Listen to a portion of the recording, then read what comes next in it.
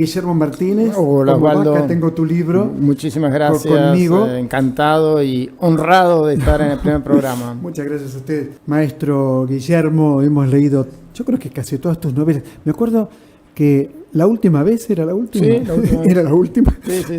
Que era hablaba de la crítica, ¿no? Y de pronto me encuentro con este libro, 11 tesis y antítesis, ¿no? Sobre la escritura, que es una clase magistral, son 11 clases magistrales. Muchas Contame gracias. cómo surge. En el fondo es el resumen de unas clases que yo di a lo largo de mucho tiempo en un seminario en el City College en Nueva York y luego en la maestría en escritura creativa de la UNTREF.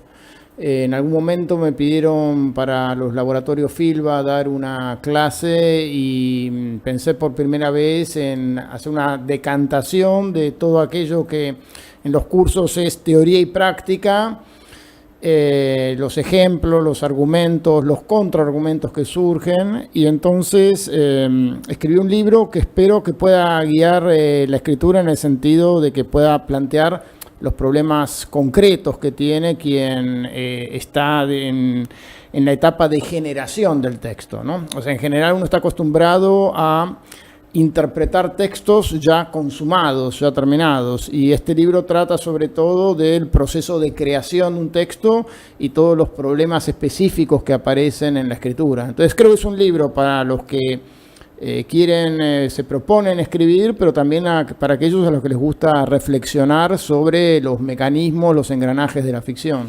Ahora, pensaba cuando recién en la introducción nombraste un libro que nadie lo nombra hace mucho tiempo, que es 6 propuestas para el próximo milenio. Bueno, para mí fue muy importante porque tanto de ese libro como de Crítica de la Crítica de Todorov, tomé esta idea, que es difícil de ver en la crítica literaria, de exponer tus argumentos, ¿no es cierto?, de avanzar tus preferencias, pero sin descuidar la maniobra de dar vuelta al tablero para ver cuáles son las buenas razones del criterio opuesto, ¿no? O sea, está esa frase de Novalis, cada libro engendra su contralibro. Y bueno, en literatura, en ficción, por cada atributo que uno prefiere, tiene que mirar también las obras que se han creado, y siempre hay algún ejemplo perfectamente legítimo, casi te diría con la idea estética contraria, ¿no? Eso lo hace muy bien Calvino al principio de su libro.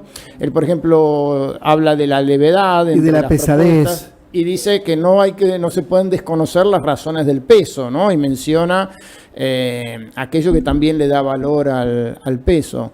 Y esa misma idea está también en una novela extraordinaria de Milan Kundera, ¿no es cierto?, La insoportable levedad del ser, que justamente el primer capítulo, la primera parte, se llama La levedad y el peso. Entonces a mí me parece que Calvino tomó inspiración de esas ideas de Kundera para llevarlas al plano teórico, y yo tomé inspiración de este modo de mirar no solamente aquello que uno prefiere, sino también tener en cuenta la posible oposición. Claro, pensaba cuando lo leía, ¿no?, que lo leí y lo marqué también, ¿no?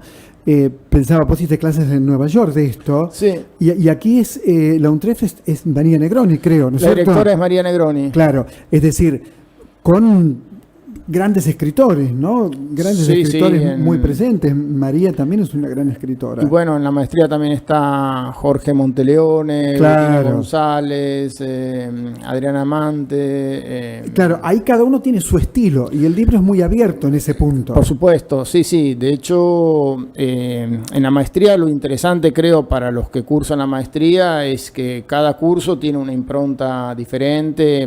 No hay ningún lineamiento que compartan todos los escritores, sino que se trata además de trabajar con justamente la creatividad de los participantes en los cursos, ¿no? O sea, más que de tratar de moldear a los escritores. Claro.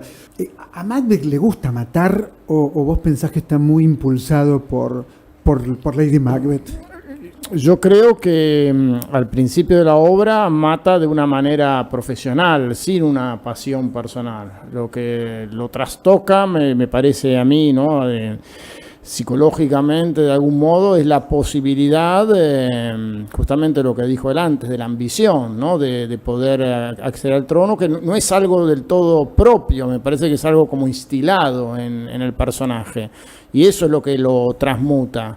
Entonces son como dos planos. Al principio mata como un soldado por deber y sin tener la plena conciencia, y después algo se transforma en él y no puede dejar de matar. Demasiado degollado el charco de sangre, ¿no? Dice en un momento, que es el título de un ensayo extraordinario, por otro lado, de Martin Amis. Pero cuando empezás a matar, él dice en un momento que está más cerca de una orilla que de la otra. Cuando empezás a matar, claro, eso ya está, ya empezaste a matar. Ya empezaste a matar. Y además es más fácil también matar, ¿no? Eso lo agrego yo como escritor de novelas policiales, que me costó mucho matar a mi primera víctima. Y luego, bueno, se apilan los cadáveres. Claro, bueno, me acuerdo de los crímenes de Oxford. Claro. ¿No es cierto? Acerca de Roder, los crímenes de Oxford. En toda tu obra hay mucho policial siempre, ¿no? Bueno, sí, de algún modo sí. Me resultó muy interesante lo que dice Pompeyo sobre lo esencial del teatro. También en mi libro se reflexiona en un momento sobre la cuestión de cuántas situaciones dramáticas hay. Hay una especie de tradición, ¿no? Aparentemente por una frase que dejó Gozzi, de que habría 36 situaciones dramáticas. Y hubo toda una discusión entre Goethe y Schiller sobre ese solo número. 36. 36, ¿no? Que se pueden reducir, y hay un libro que se escribió luego, que yo menciono, ¿Sí? que se llama Las 36 situaciones dramáticas, y que de algún modo trata de hacer esa especie de grilla esencial, ¿no? Y Pablo de Santi, que tiene un libro hermoso, se llama Contar un secreto, hace la observación de que Gozzi tuvo un sueño donde lo visitaba uno de los personajes de sus obras, y esa situación dramática no está entre las que él había concebido, ¿no? Entonces, que después de algún modo es 6 personajes en busca de un autor, de Pirandello, o sea, posterior al libro de Gozzi. Entonces yo hago una reflexión en el libro sobre que yo creo que en el fondo la combinatoria hacia el futuro es infinita, ¿no? O sea, uno hacia atrás puede decir, bueno, finalmente las clasificamos a todas de esta manera, pero hacia adelante siempre hay un plus de creatividad que permite otras reformulaciones. Vos hablás de 3 cosas muy importantes, ¿no? De ejecución, resolución, sí, y escritura. Y escritura. Esto lo ves para cualquier texto en tu libro, y decís algo muy interesante que lo traes de Wittgenstein, que es, bueno, subo la escalera y después tira la escalera después que la subís. Eso en cuanto a la técnica, que también creo que tiene que ver con lo que decía él, ¿no es cierto? O sea, uno al escribir tiene que adquirir una técnica, que sería ese laboratorio de actuación, etcétera. Y una vez adquirida la técnica es algo que uno ya lo tiene en sí y lo suprime a la manera hegeliana. O sea, está en sí, por lo tanto lo podés negar. Y cito esa frase de Gombrowicz que atribuye al príncipe Ypsilanti, que dice: el que sabe que no se puede comer pescado con cuchillo, que el que sabe que no se debe comer pescado con cuchillo, puede comer pescado con cuchillo, ¿no? O sea, cuando vos sabés cuál es la técnica, podés también transgredirla. O sea, la transgresión es consciente, es un paso posterior a la adquisición automática, a la automatización de la técnica. Por ejemplo, caso Samuel Beckett. Samuel Beckett de pronto tiene una obra teatral que se llama No Yo, donde no hay ni una coma, ni un punto, ni nada, pero primero conoce muy bien la lengua para poder llegar a hacer eso. Claro, y para que era secretario de Joyce. Era secretario de Joyce. Que hacía el Ulises. Y la hija de Joyce, Lucía, estaba enamorada de Samuel Beckett. Bueno, yo vengo de leer 7 novelas de John Fosse. Leí más de 7, leí 8. Leí La Septología, que ganó el premio Nobel, y antes leí Trilogía de John Fosse. La Septología tiene unas 600 páginas. Nunca pone un punto.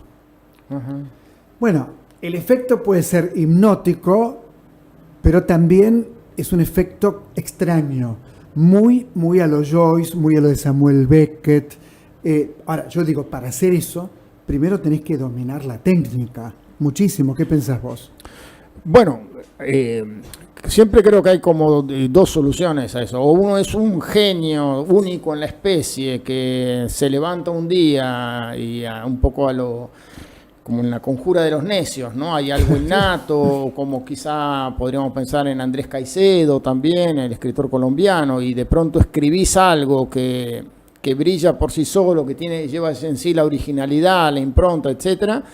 O bien sos una persona que alcanza, digamos, la originalidad a través de justamente la adquisición y la transgresión de tradiciones, ¿no? O sea, para mí están las dos posibilidades. Hay algo muy, muy teatral también en una de las tesis, no me acuerdo cuál, donde vos decís que no darle al lector todo sobre el personaje, como que el personaje se defina... Sí. Pocos rasgos, pero por la decisivos. acción, ¿no? Ese es un consejo de también. Borges, sí, Claro. sí. Presentar al personaje con pocos rasgos, pero decisivos. Y él dice algo más, ¿no? Que a él lo han elogiado, dice, por lograr condensar en un cuento, en una sola situación, la cifra de una vida, y que ese recurso es el de Dante en la Divina Comedia, ¿no? O sea, de que los personajes en la Divina Comedia se presentan en un solo momento y uno los recuerda para siempre, ¿no? Entonces ese es el efecto de nuevo que él buscaba.